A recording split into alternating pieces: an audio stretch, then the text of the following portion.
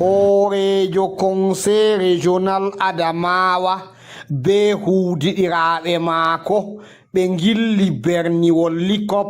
ngam laarugo saare jangirden tilimde nde ɓe ɗo nyiɓa ha berniwol likop ko ɓurata $120,000 o jaɓɓama hawtade be merjo berniwol martab sous-préfet e ummatore likop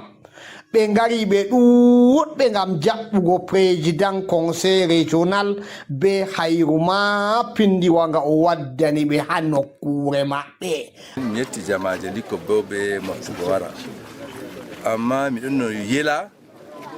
ha likko ko ha leddi Adamawa pat ɓikkoye janga bana yimɓe jangata ha nde wuro mara cuuɗi tilimɗi mara janoɓe tilimɗe. Hande mi wari mi tawi cuuɗi ɓattimmugo mi foti mbiya ɓattimmugo ngam leska timmi komi yellanno ɗo ɓikkoy ɗo wara janga ɗo mi yela may jotta ka warti gonga on ɓikkoy pat waran janga kanjum mi tori jawro en mi tori sous-préfet mi tori kala ɓe woni ha ɗo pat kala baba ɓinguel pat nastana ɓinguel mum dika l'école primaire to heɓi certificat dogga ya collège to heɓi brevet ɗo bo kadi yetti lycée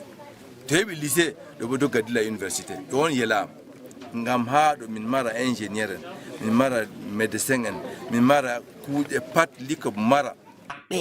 ɓe fuu maɓɓe ɓe ɗo seyi cuuɗi étage ɓaw cuuɗi non hande bariki janginoɓe. Mi yetti Allah lo mi yetta conseil régional amin be numungo amin be yiɗugo amin ngam ko waɗi bo na ɗum min na ɗum saraki jom na moyen décidi batman o kamɓe décidi hokki amin min yetti ɓe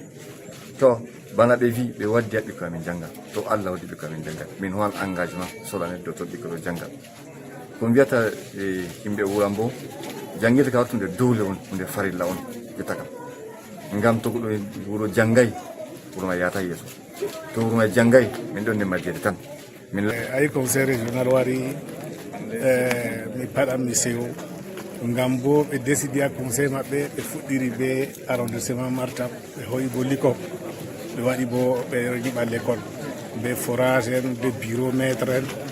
to kanjum man ɗo bo on andi heɓa no ɓeddira établissement amen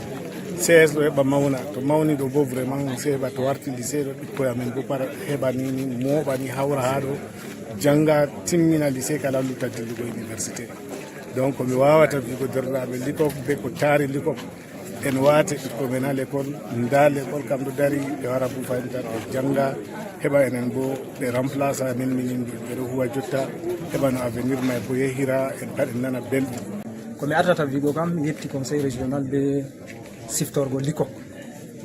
ngam projet on minin on feni heɓugo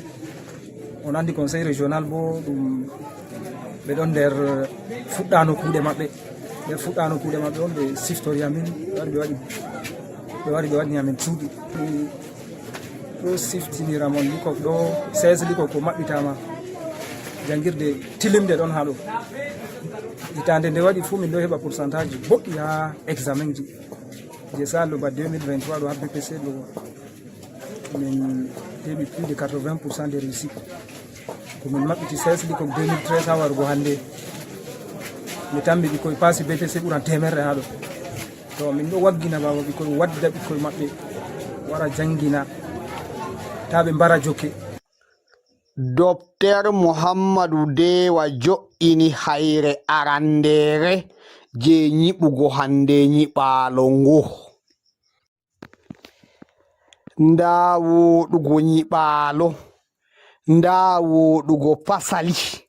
nda kuugal man ɗo huwe no hani be jawal jotta ha nder toɓɓe 130 heɓama cuuɗi étage bariki huwoɓe o sato ndiyam ma pindiwa ɓaw cuuɗi ƴaggiɗi ɗum fuu majum ha nder berniwol likop. Conseil régional Adamawa hooli entreprise wa établissement Barakat halfitini ɗum kuuɗe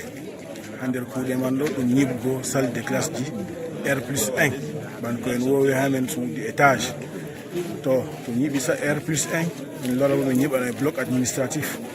ɓawa ɗon ɓe ñiɓa toiletti nden waɗa bo forage kadi entreprise man diga hande signe engagement mum happitani kuugal man ɓe fuɗɗi ɓe ɗo huwa on ɗo yiya ha ɓawam ɗo dedei salle de classe ji man ɓe meni bo ka timmi